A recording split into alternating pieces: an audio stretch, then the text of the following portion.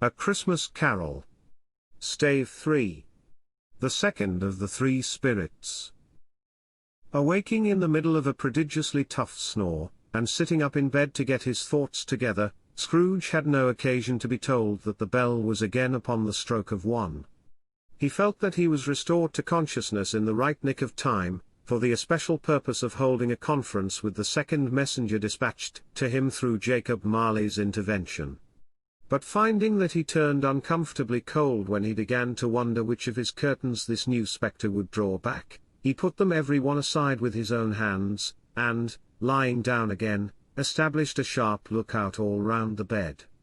For he wished to challenge the spirit on the moment of its appearance, and did not wish to be taken by surprise and made nervous. Gentlemen of the free and easy sort, who plume themselves on being acquainted with a move or two, and being usually equal to the time of day, express the wide range of their capacity for adventure by observing that they are good for anything from pitch and toss to manslaughter, between which opposite extremes, no doubt, there lies a tolerably wide and comprehensive range of subjects. Without venturing for Scrooge quite as hardily as this, I don't mind calling on you to believe that he was ready for a good broad field of strange appearances, and that nothing between a baby and a rhinoceros would have astonished him very much. Now, being prepared for almost anything, he was not by any means prepared for nothing, and consequently, when the bell struck 1, and no shape appeared, he was taken with a violent fit of trembling. 5 minutes, 10 minutes, a quarter of an hour went by, yet nothing came. All this time he lay upon his bed, the very core and centre of a blaze of ruddy light, which streamed upon it when the clock proclaimed the hour, and which, being only light, was more alarming than a dozen ghosts, as he was powerless to make out what it meant, or would be at, and was sometimes apprehensive that he might be at that very moment an interesting case of spontaneous combustion, without having the consolation of knowing it. At last, however, he began to think, as you or I would have thought at first, for it is always the person not in the predicament who knows what ought to have been done in it, and would unquestionably have done it too. At last, I say, he began to think that the source and secret of this ghostly light might be in the adjoining room, from whence, on further tracing it, it seemed to shine. This idea taking full possession of his mind, he got up softly, and shuffled in his slippers to the door. The moment Scrooge's hand was on the lock, a strange voice called him by his name, and bade him enter. He obeyed. It was his own room. There was no doubt about that. But it had undergone a surprising transformation. The walls and ceiling were so hung with living green, that it looked a perfect grove, from every part of which bright gleaming berries glistened. The crisp leaves of holly, mistletoe, and ivy reflected back the light, as if so many little mirrors had been scattered there, and such a mighty blaze went roaring up the chimney as that dull petrification of a hearth had never known in Scrooge's time, or Marley's, or for many and many a winter season gone. Heaped up on the floor, to form a kind of throne, were turkeys, geese, game, poultry, brawn, great joints of meat, sucking pigs, long wreaths of sausages, mince pies, plum puddings, barrels of oysters, red-hot chestnuts, cherry-cheeked apples, juicy oranges, luscious pears, immense twelfth cakes, and seething bowls of punch, that made the chamber dim with their delicious steam. In easy state upon this couch there sat a jolly giant, glorious to see, who bore a glowing torch, in shape not unlike Plenty's horn, and held it up, high up, to shed its light on Scrooge as he came peeping round the door.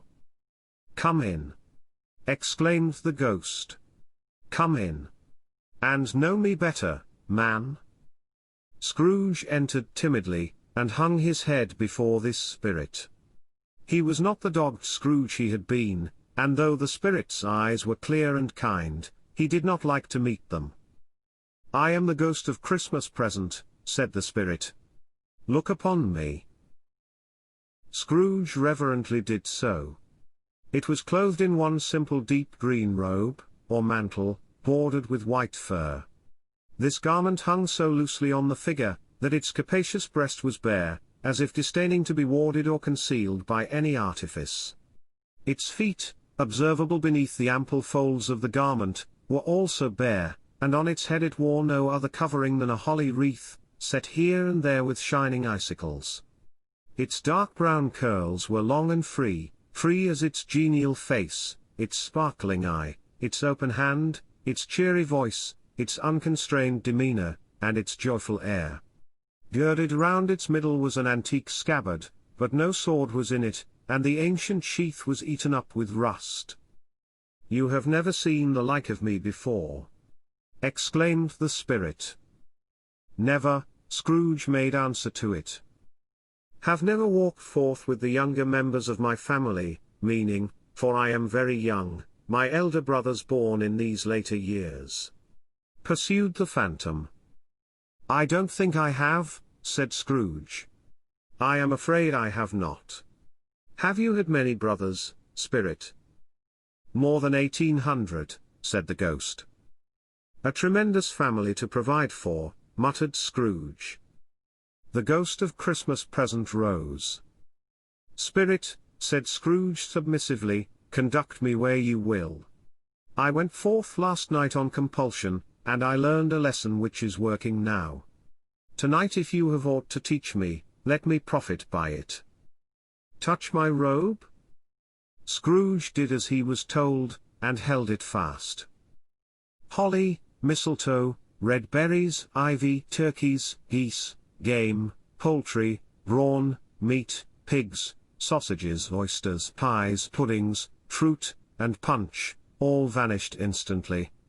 So did the room, the fire, the ruddy glow, the hour of night, and they stood in the city streets on Christmas morning, where, for the weather was severe, the people made a rough, but brisk and not unpleasant kind of music, in scraping the snow from the pavement in front of their dwellings, and from the tops of their houses, whence it was mad delight to the boys to see it come plumping down into the road below, and splitting into artificial little snowstorms.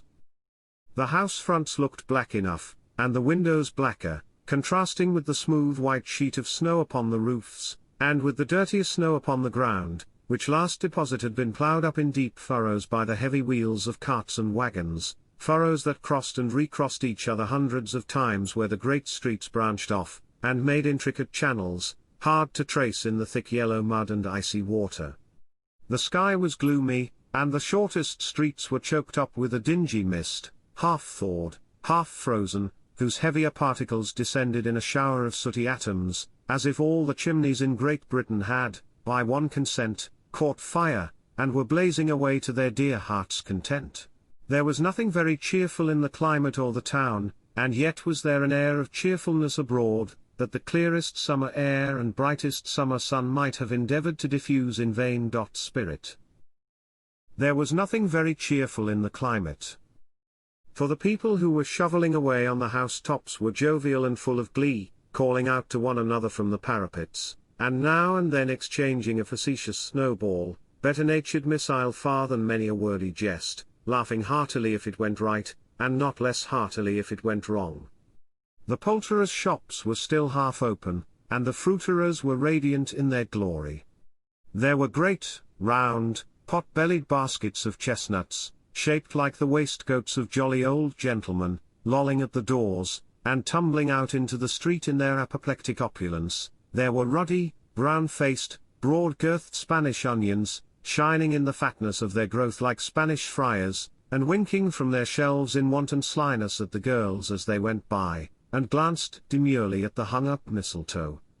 There were pears and apples clustered high in blooming pyramids, there were bunches of grapes, made, in the shopkeeper's benevolence, to dangle from conspicuous hooks that people's mouths might water gratis as they passed. There were piles of filberts, mossy and brown, recalling, in their fragrance, ancient walks among the woods, and pleasant shufflings ankle-deep through withered leaves. There were Norfolk biffins, squab and swarthy, setting off the yellow of the oranges and lemons, and, in the great compactness of their juicy persons, urgently entreating and beseeching to be carried home in paper bags and eaten after dinner.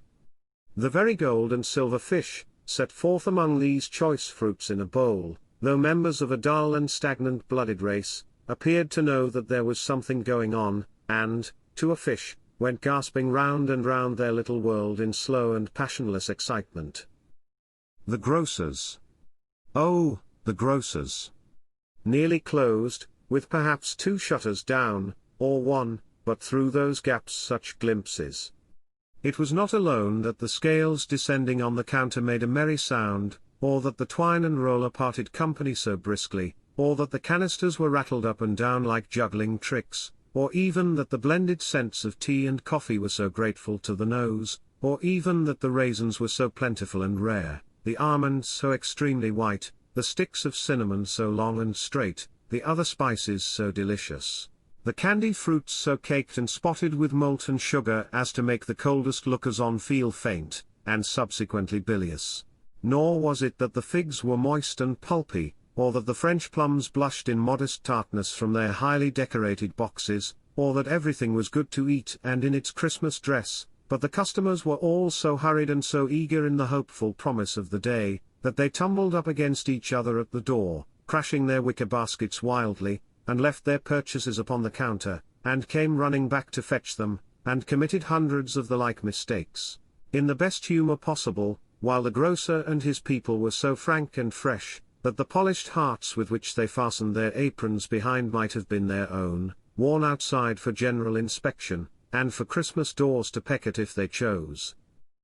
But soon the steeples called good people all to church and chapel, and away they came, flocking through the streets in their best clothes and with their gayest faces. And at the same time there emerged, from scores of by-streets, lanes, and nameless turnings, innumerable people, carrying their dinners to the bakers' shops.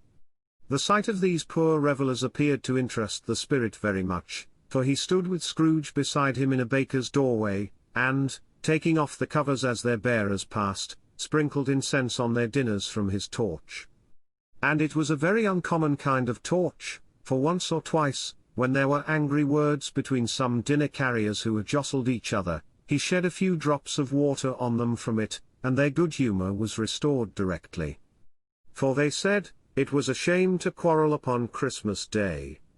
And so it was. God love it, so it was. In time the bells ceased, and the bakers were shut up, and yet there was a genial shadowing forth of all these dinners, and the progress of their cooking, in the thawed blotch of wet above each baker's oven, where the pavement smoked as if its stones were cooking too. Is there a peculiar flavour in what you sprinkle from your torch? Asked Scrooge. There is. My own? Would it apply to any kind of dinner on this day? Asked Scrooge. To any kindly given. To a poor one most. Why to a poor one most? Asked Scrooge. Because it needs it most. Spirit? Said Scrooge, after a moment's thought, I wonder you, of all the beings in the many worlds about us, should desire to cramp these people's opportunities of innocent enjoyment. Aye! Cried the spirit. You would deprive them of their means of dining every 7th day, often the only day on which they can be said to dine at all, said Scrooge, wouldn't you? Aye! Cried the spirit. You seek to close these places on the 7th day, said Scrooge. And it comes to the same thing. I seek. Exclaimed the spirit. Forgive me if I am wrong. It has been done in your name, or at least in that of your family, said Scrooge. There are some upon this earth of yours, returned the spirit, who lay claim to know us, and who do their deeds of passion, pride, ill will, hatred, envy, bigotry, and selfishness in our name, who are as strange to us, and all our kith and kin, as if they had never lived. Remember that, and charge their doings on themselves, not us. Scrooge promised that he would, and they went on, invisible, as they had been before, into the suburbs of the town. It was a remarkable quality of the ghost, which Scrooge had observed at the baker's, that notwithstanding his gigantic size, he could accommodate himself to any place with ease, and that he stood beneath a low roof quite as gracefully and like a supernatural creature as it was possible he could have done in any lofty hall.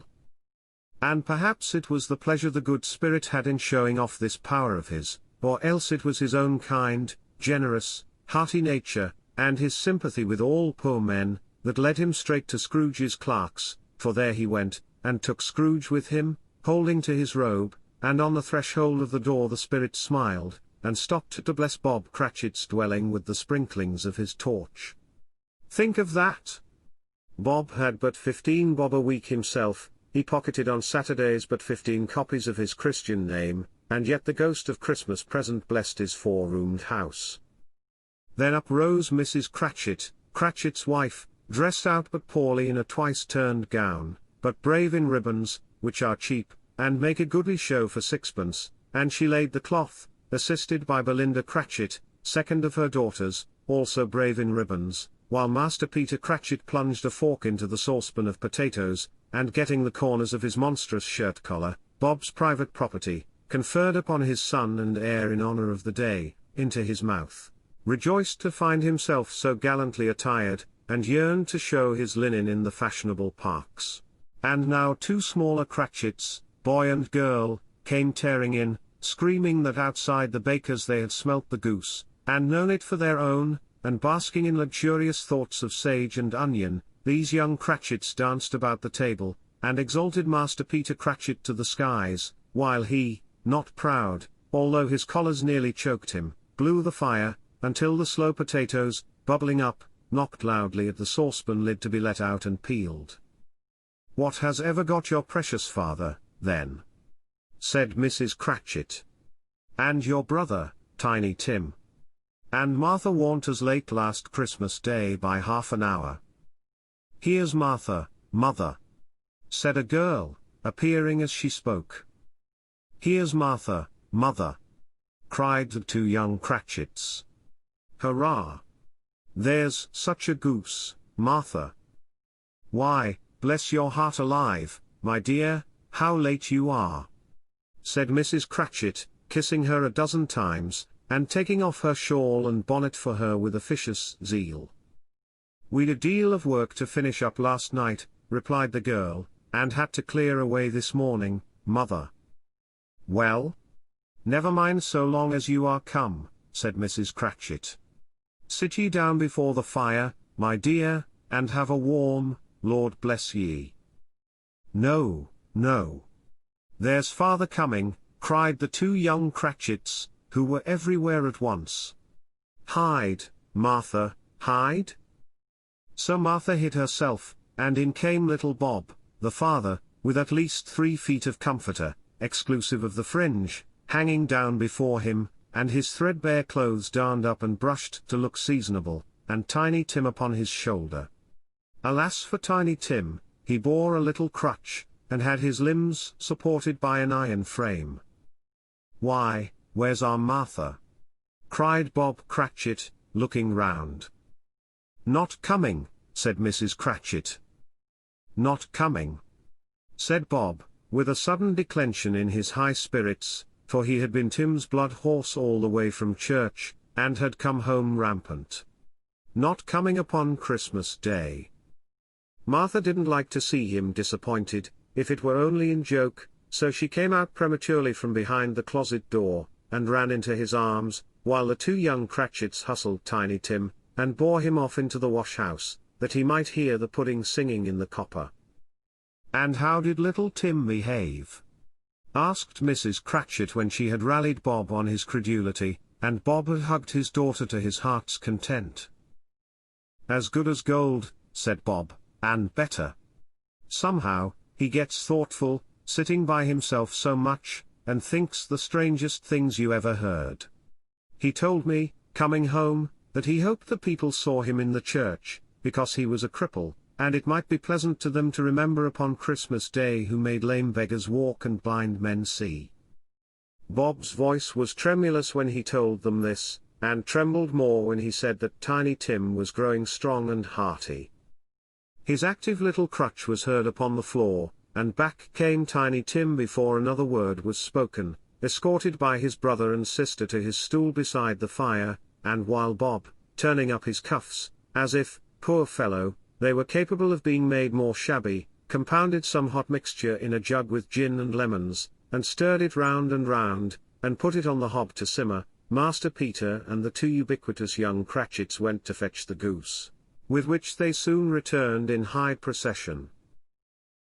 Such a bustle ensued that you might have thought a goose the rarest of all birds, a feathered phenomenon, to which a black swan was a matter of course, and, in truth, it was something very like it in that house. Mrs. Cratchit made the gravy, ready beforehand in a little saucepan, hissing hot. Master Peter mashed the potatoes with incredible vigor, Miss Belinda sweetened up the apple sauce, Martha dusted the hot plates, Bob took Tiny Tim beside him in a tiny corner of the table, the two young Cratchits set chairs for everybody, not forgetting themselves, and, mounting guard upon their posts, crammed spoons into their mouths, lest they should shriek for goose before their turn came to be helped. At last the dishes were set on, and grace was said. It was succeeded by a breathless pause, as Mrs. Cratchit, looking slowly all along the carving knife, prepared to plunge it in the breast, but when she did, and when the long-expected gush of stuffing issued forth, one murmur of delight arose all round the board, and even Tiny Tim, excited by the two young Cratchits, beat on the table with the handle of his knife and feebly cried hurrah. He had been Tim's blood horse all the way from church. There never was such a goose. Bob said he didn't believe there ever was such a goose cooked. Its tenderness and flavour, size and cheapness, were the themes of universal admiration. Eked out by apple sauce and mashed potatoes, it was a sufficient dinner for the whole family. Indeed, as Mrs. Cratchit said with great delight, surveying one small atom of a bone upon the dish, they hadn't ate it all at last. Yet every one had had enough, and the youngest Cratchits, in particular, were steeped in sage and onion to the eyebrows. But now, the plates being changed by Miss Belinda, Mrs. Cratchit left the room alone, too nervous to bear witnesses, to take the pudding up, and bring it in. Suppose it should not be done enough. Suppose it should break in turning out. Suppose somebody should have got over the wall of the backyard and stolen it, while they were merry with the goose, a page 87, supposition at which the two young Cratchits became livid. All sorts of horrors were supposed. Hello! A great deal of steam. The pudding was out of the copper. A smell like a washing day. That was the cloth. A smell like an eating house and a pastry cook's next door to each other, with a laundress's next door to that. That was the pudding. In half a minute Mrs. Cratchit entered, flushed, but smiling proudly, with the pudding, like a speckled cannon ball, so hard and firm, blazing in half a quartern of ignited brandy, and bedight with Christmas holly stuck into the top. Oh, a wonderful pudding! Bob Cratchit said, and calmly too, that he regarded it as the greatest success achieved by Mrs. Cratchit since their marriage. Mrs. Cratchit said that, now the weight was off her mind, she would confess she had her doubts about the quantity of flour. Everybody had something to say about it, but nobody said or thought it was at all a small pudding for a large family. It would have been flat heresy to do so. Any Cratchit would have blushed to hint at such a thing. With the pudding? At last the dinner was all done, the cloth was cleared, the hearth swept, and the fire made up. The compound in the jug being tasted and considered perfect, apples and oranges were put upon the table, and a shovel full of chestnuts on the fire. Then all the Cratchit family drew round the hearth in what Bob Cratchit called a circle, meaning half a one, and at Bob Cratchit's elbow stood the family display of glass. 2 tumblers and a custard cup without a handle. These held the hot stuff from the jug, however, as well as golden goblets would have done, and Bob served it out with beaming looks, while the chestnuts on the fire sputtered and cracked noisily. Then Bob proposed. "A Merry Christmas to us all, my dears. God bless us." Which all the family re-echoed.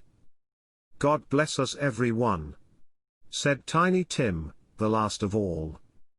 He sat very close to his father's side, upon his little stool.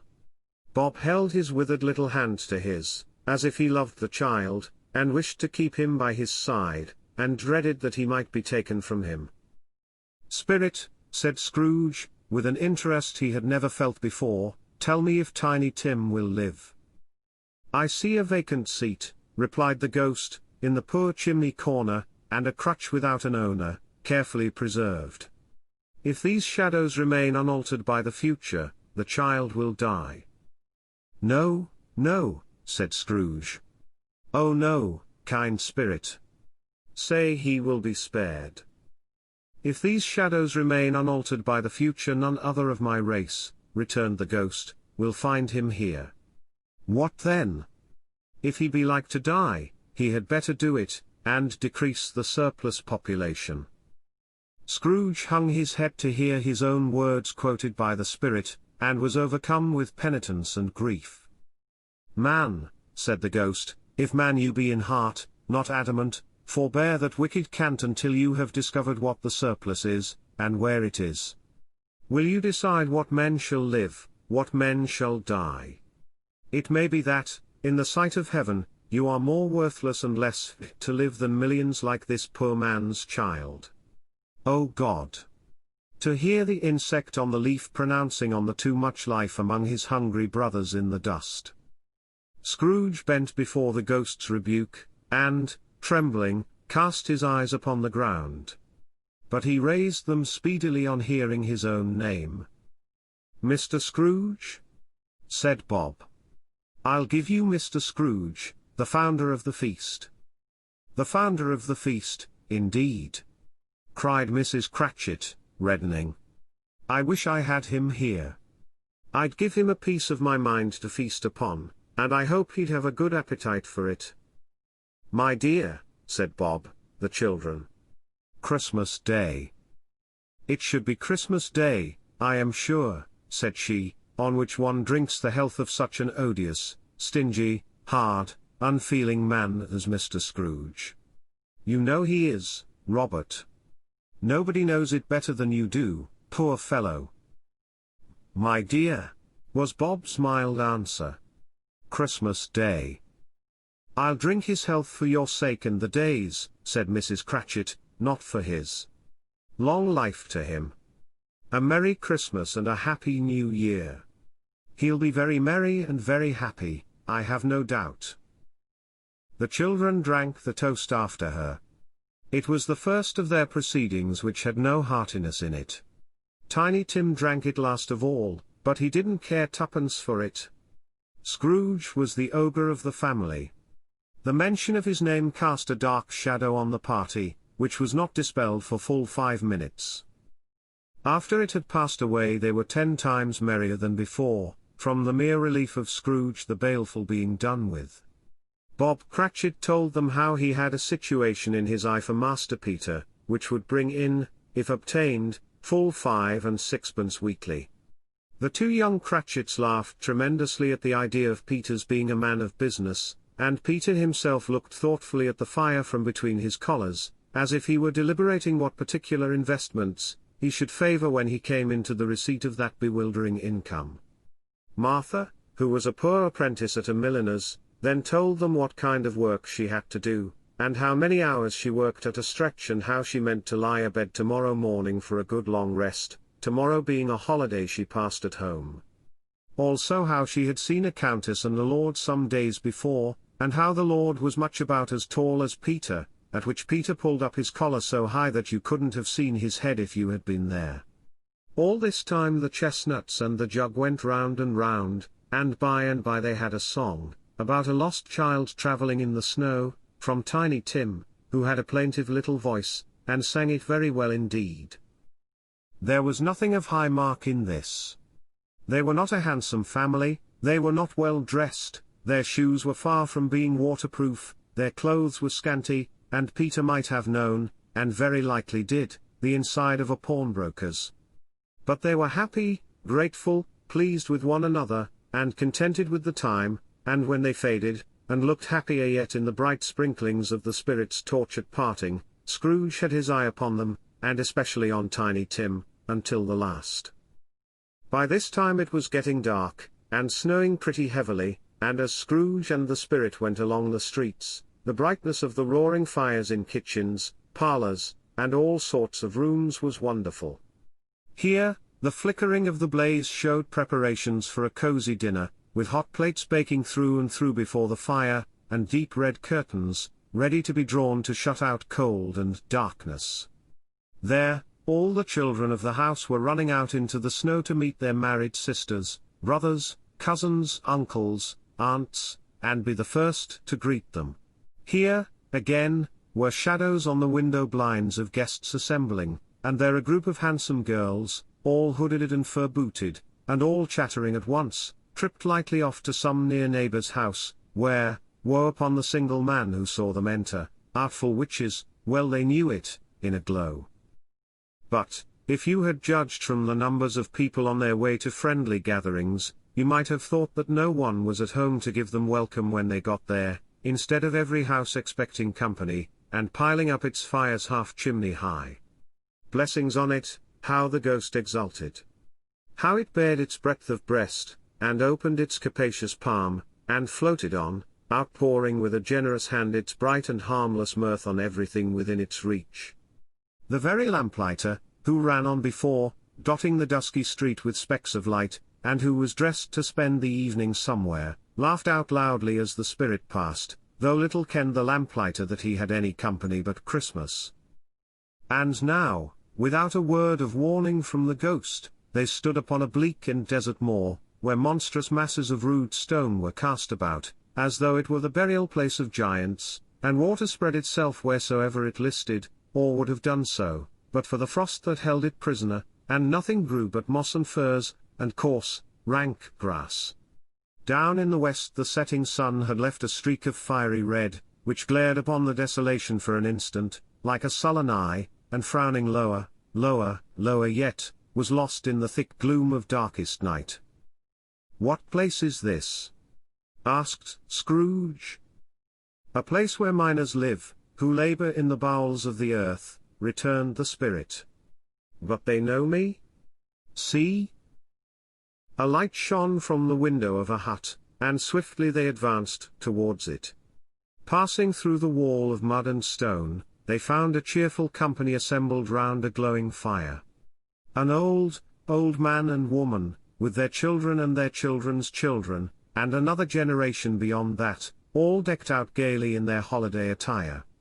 The old man, in a voice that seldom rose above the howling of the wind upon the barren waste, was singing them a Christmas song. It had been a very old song when he was a boy, and from time to time they all joined in the chorus.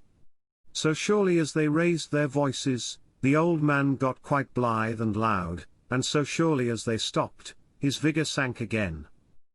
The spirit did not tarry here, but bade Scrooge hold his robe, and, passing on above the moor, sped whither? Not to see. To see? To Scrooge's horror, looking back, he saw the last of the land, a frightful range of rocks, behind them, and his ears were deafened by the thundering of water, as it rolled and roared, and raged among the dreadful caverns it had worn, and fiercely tried to undermine the earth. Built upon a dismal reef of sunken rocks, some league or so from shore, on which the waters chafed and dashed, the wild year through, there stood a solitary lighthouse. Great heaps of seaweed clung to its base, and storm birds, born of the wind, one might suppose, as seaweed of the water, rose and fell about it, like the waves they skimmed. But, even here, two men who watched the light had made a fire, that through the loophole in the thick stone wall shed out a ray of brightness on the awful sea. Joining their horny hands over the rough table at which they sat, they wished each other Merry Christmas in their can of grog, and one of them, the elder too, with his face all damaged and scarred with hard weather, as the figurehead of an old ship might be, struck up a sturdy song that was like a gale in itself. Again the ghost sped on, above the black and heaving sea, on, until being far away, as he told Scrooge, from any shore, they lighted on a ship. They stood beside the helmsman at the wheel, the lookout in the bow, the officers who had the watch, dark, ghostly figures in their several stations, but every man among them hummed a Christmas tune, or had a Christmas thought, or spoke below his breath to his companion of some bygone Christmas day, with homeward hopes belonging to it.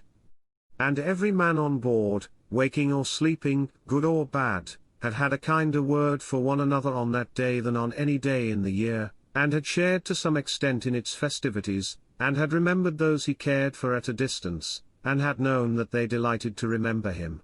It was a great surprise to Scrooge, while listening to the moaning of the wind, and thinking what a solemn thing it was to move on through the lonely darkness over an unknown abyss, whose depths were secrets as profound as death. It was a great surprise to Scrooge, while thus engaged, to hear a hearty laugh. It was a much greater surprise to Scrooge to recognize it as his own nephew's, and to find himself in a bright, dry, gleaming room, with the spirit standing smiling by his side, and looking at that same nephew with approving affability. "Ha, ha!" laughed Scrooge's nephew. "Ha, ha, ha! If you should happen, by any unlikely chance, to know a man more blessed in a laugh than Scrooge's nephew, all I can say is, I should like to know him too. Introduce him to me, and I'll cultivate his acquaintance."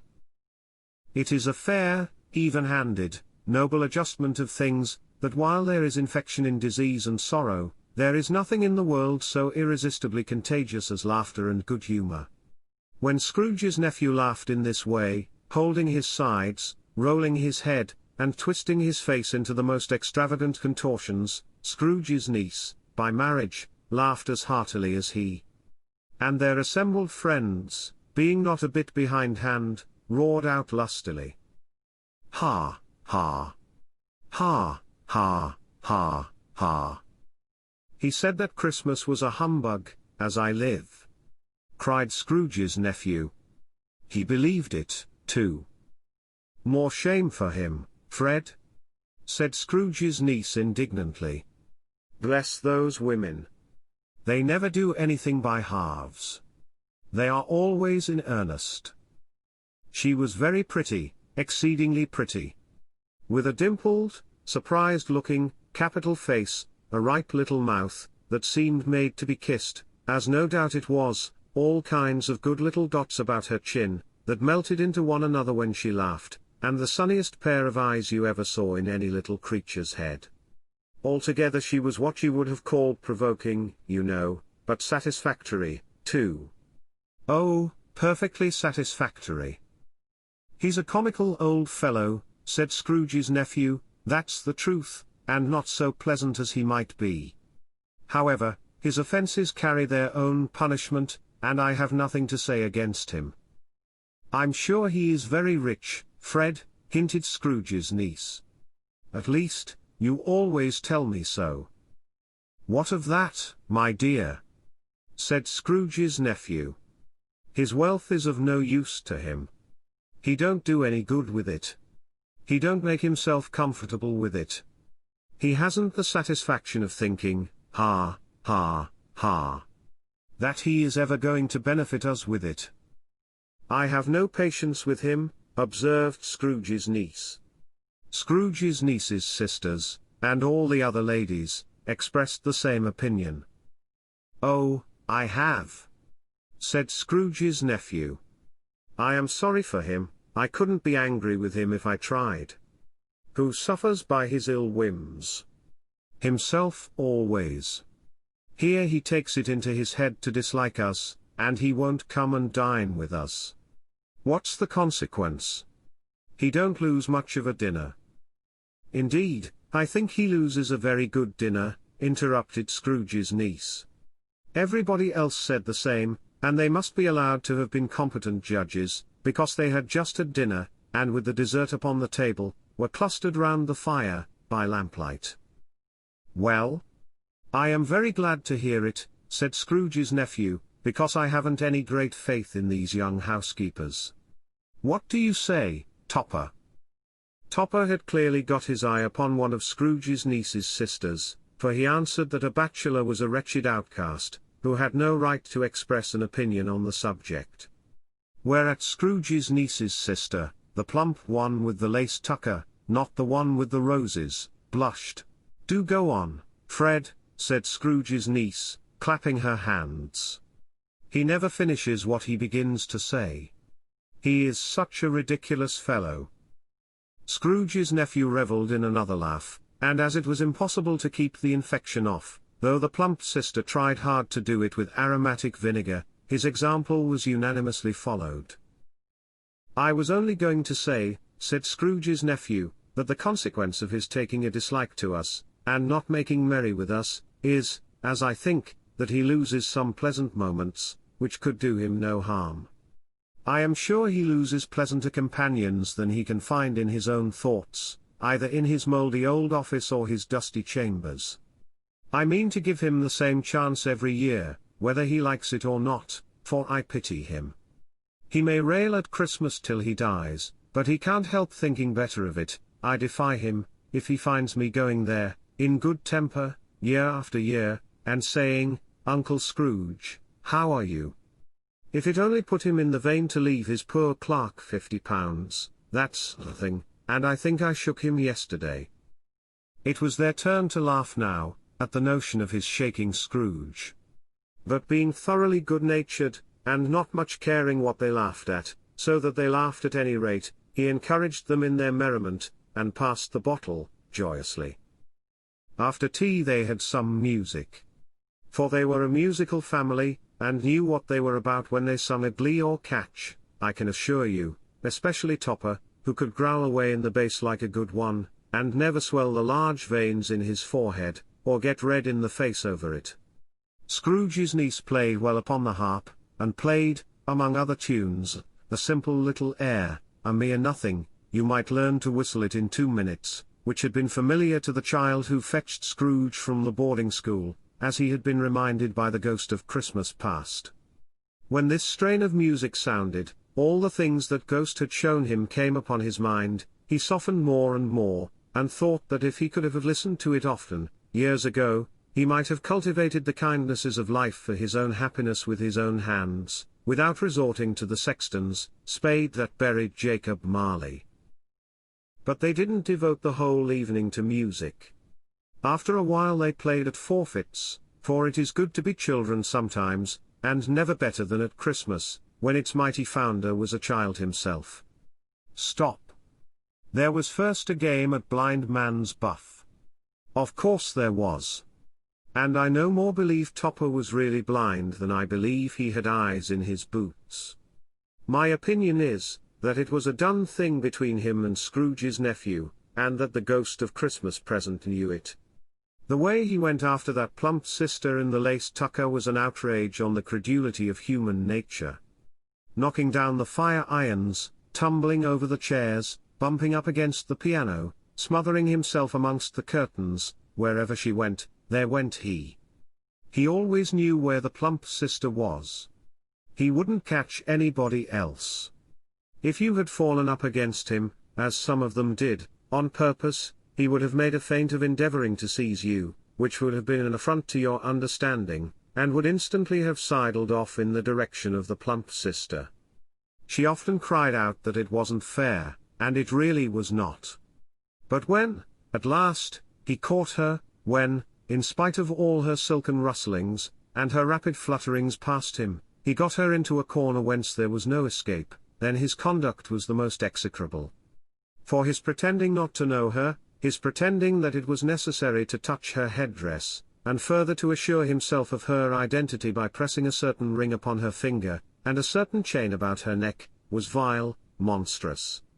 No doubt she told him her opinion of it when, another blind man being in office, they were so very confidential together behind the curtains. Scrooge's niece was not one of the blind man's buff party, but was made comfortable with a large chair and a footstool, in a snug corner where the ghost and Scrooge were close behind her. But she joined in the forfeits, and loved her love to admiration with all the letters of the alphabet. Likewise at the game of how, when, and where, she was very great, and, to the secret joy of Scrooge's nephew, beat her sisters hollow, though they were sharp girls too, as Topper could have told you. There might have been 20 people there, young and old, but they all played, and so did Scrooge, for wholly forgetting, in the interest he had in what was going on, that his voice made no sound in their ears, he sometimes came out with his guess quite loud, and very often guessed right, too, for the sharpest needle, best Whitechapel, warranted not to cut in the eye, was not sharper than Scrooge, blunt as he took it in his head to be. The ghost was greatly pleased to find him in this mood, and looked upon him with such favour that he begged like a boy to be allowed to stay until the guests departed. But this the spirit said could not be done. "Here is a new game," said Scrooge. "1 half-hour, spirit, only one." It was a game called Yes and No, where Scrooge's nephew had to think of something, and the rest must find out what, he only answering to their questions yes or no, as the case was. The brisk fire of questioning to which he was exposed elicited from him that he was thinking of an animal, a live animal, rather a disagreeable animal, a savage animal, an animal that growled and grunted sometimes, and talked sometimes and lived in London, and walked about the streets, and wasn't made a show of, and wasn't led by anybody, and didn't live in a menagerie, and was never killed in a market, and was not a horse, or an ass, or a cow, or a bull, or a tiger, or a dog, or a pig, or a cat, or a bear. At every fresh question that was put to him, this nephew burst into a fresh roar of laughter, and was so inexpressibly tickled, that he was obliged to get up off the sofa and stamp. At last the plump sister, falling into a similar state, cried out, "I have found it out. I know what it is, Fred. I know what it is." "What is it?" cried Fred. "It's your Uncle Scrooge." Which it certainly was. Admiration was the universal sentiment, though some objected that the reply to "Is it a bear?" ought to have been yes, inasmuch as an answer in the negative was sufficient to have diverted their thoughts from Mr. Scrooge, supposing they had ever had any tendency that way. "He has given us plenty of merriment, I am sure," said Fred, "and it would be ungrateful not to drink his health. Here is a glass of mulled wine ready to our hand at the moment, and I say, Uncle Scrooge." "Well? Uncle Scrooge?" they cried. "A Merry Christmas and a Happy New Year to the old man, whatever he is," said Scrooge's nephew. "He wouldn't take it from me, but may he have it, nevertheless. Uncle Scrooge." Uncle Scrooge had imperceptibly become so gay and light of heart, that he would have pledged the unconscious company in return, and thanked them in an inaudible speech, if the ghost had given him time. But the whole scene passed off in the breath of the last word spoken by his nephew, and he and the spirit were again upon their travels. Much they saw, and far they went, and many homes they visited, but always with a happy end. The spirit stood beside sick beds, and they were cheerful, on foreign lands, and they were close at home, by struggling men, and they were patient in their greater hope, by poverty, and it was rich. In almshouse, hospital, and jail, in misery's every refuge, where vain man in his little brief authority had not made fast the door, and barred the spirit out, he left his blessing and taught Scrooge his precepts. It was a long night, if it were only a night, but Scrooge had his doubts of this, because the Christmas holidays appeared to be condensed into the space of time they passed together. It was strange, too, that, while Scrooge remained unaltered in his outward form, the ghost grew older, clearly older.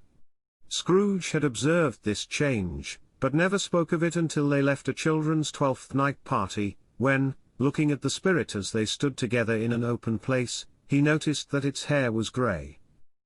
"Are spirits' lives so short?" asked Scrooge. "My life upon this globe is very brief," replied the ghost. "It ends tonight." "Tonight?" cried Scrooge.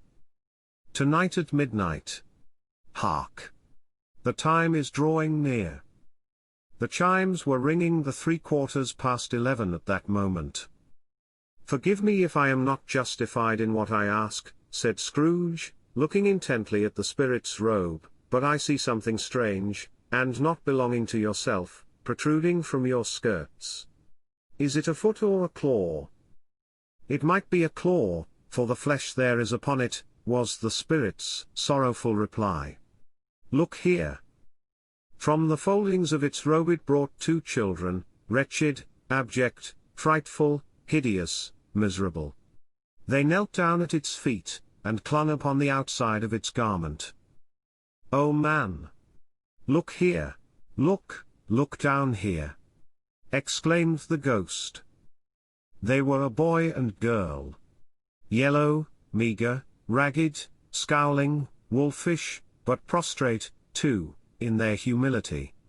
Where graceful youth should have filled their features out, and touched them with its freshest tints, a stale and shriveled hand, like that of age, had pinched and twisted them, and pulled them into shreds. Where angels might have sat enthroned, devils lurked, and glared out menacing. No change, no degradation, no perversion of humanity in any grade, through all the mysteries of wonderful creation, has monsters half so horrible and dread. Scrooge started back, appalled. Having them shown to him in this way, he tried to say they were fine children, but the words choked themselves, rather than be parties to a lie of such enormous magnitude. "Spirit? Are they yours?" Scrooge could say no more. "They are man's," said the spirit, looking down upon them. "And they cling to me, appealing from their fathers. This boy is ignorance. This girl is want. Beware of them both, and all of their degree, but most of all beware this boy, for on his brow I see that written which is doom, unless the writing be erased." "Deny it!" cried the spirit, stretching out his hand towards the city. "Slander those who tell it ye. Admit it for your factious purposes, and make it worse. And bide the end. Have they no refuge or resource?" cried Scrooge. "Are there no prisons?" said the spirit, turning on him for the last time with his own words. "Are there no workhouses?" The bell struck 12. Scrooge looked about him for the ghost, and saw it not. As the last stroke ceased to vibrate, he remembered the prediction of old Jacob Marley, and, lifting up his eyes, beheld a solemn phantom, draped and hooded, coming like a mist along the ground towards him. This is the conclusion of Stave III of A Christmas Carol by Charles Dickens. Thank you for listening. We would appreciate any donations that you can make. We also appreciate any likes, follows, and comments. We hope to see you again.